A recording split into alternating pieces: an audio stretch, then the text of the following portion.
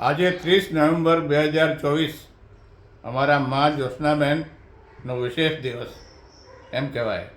પણ મને થાય છે કે આ એક જ અક્ષર શબ્દ મા એમાં કેટલું સમાયું છે. એમની વાત ક્યારે શરૂ કરવી, કેમ કરવી એમ થાય. અમે 5 ભાઈ બહેનો તેમના મા કે મમ્મી ન કહેતા. તે અમારા જ્યોત્સનાબેન હતા. અમે અમારા સંતાનો, તેમના ગ્રાન્ડચિલ્ડ્રનો પણ તેમને જ્યોત્સનાબેન કહેતા. બસ એક આશ્વી એ સૌમાં સૌથી નાની તેમને દાદી કહેતી. ત્યારે હસી લેતા.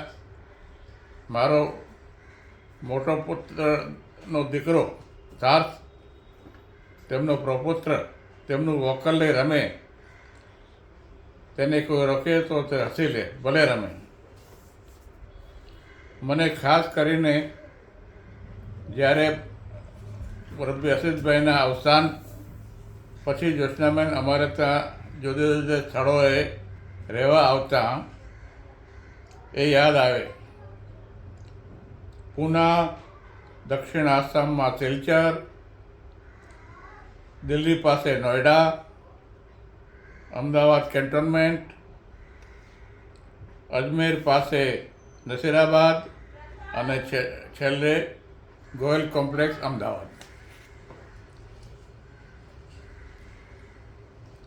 તે આજે અમારી વચ્ચે નથી એમ કહેવાય, પરંતુ મને થાય છે કે શું મા ક્યારેય સ્વર્ગસ્થ હોય? એ હંમેશા આપણી યાદોમાં જીવંત હોય.